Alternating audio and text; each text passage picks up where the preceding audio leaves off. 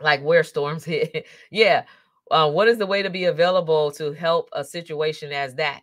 FEMA normally responds to those areas. Well, FEMA contracts small businesses, right? So you can get on the FEMA emergency list, or you can get on your state emergency list. So they actually have emergency lists where you can sign up as a janitorial cleaning company, or even a catering company, whatever services that you provide that can be a solution to those types of situations, or situations that comes out of those types of natural disasters.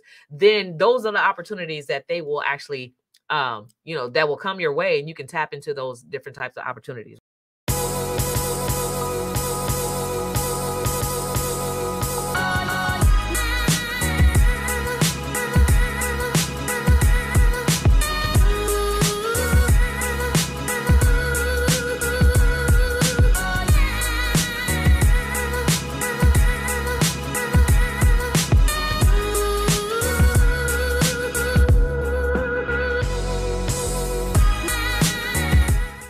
You guys hear me talk about this all the time, about having being able to position your business as a problem solving company, or a company that actually solves world problems, right? That's big. That's huge, right? So, for instance, there's a lot of homelessness that's happening right now. But there's real estate agents that are out here. There are people who have rental properties that are out here.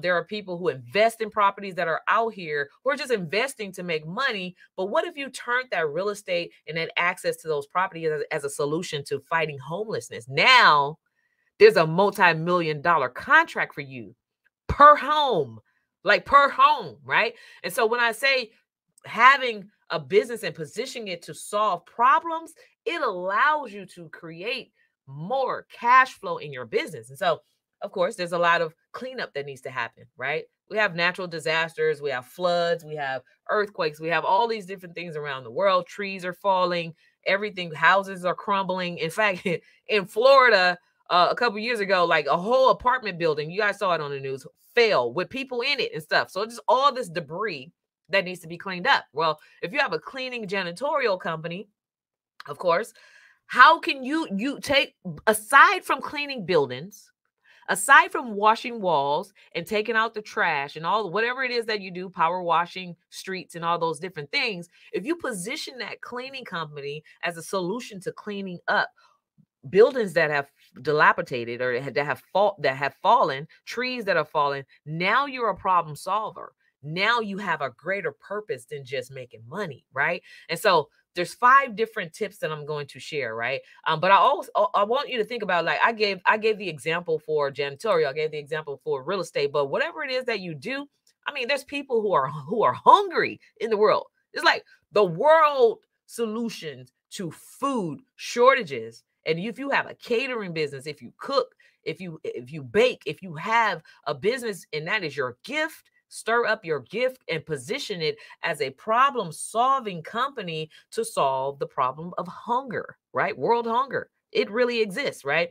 And so, anyways, one of the tips that having purpose and having a purpose-driven business can bring you is having purpose in business brings you profits. Yes, it does. So as you can see, when I'm thinking through the process of taking your business and making it a solution to the world, and the government is responsible for this world here in the United States, like what happens here in the United States, right?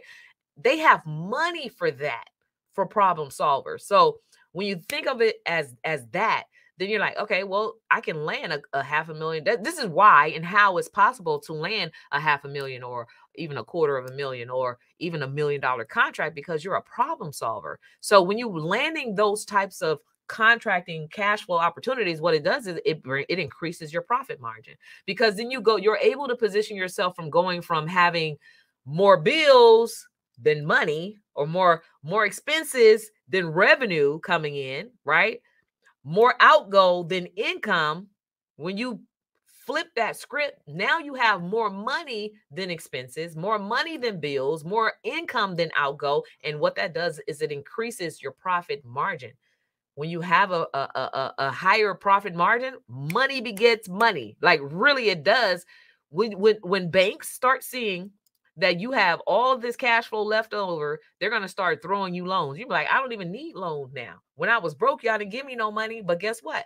You have to have money to make money. And so this is just one of the ways that you can actually turn your business into a business of purpose that solves solutions so that you can tap into increasing your profits. Hello, somebody. Somebody said, like where storms hit. Yeah. What is the way to be available to help a situation as that? So, so when storms hit, okay. So here's an answer to that. Is it Yolanda?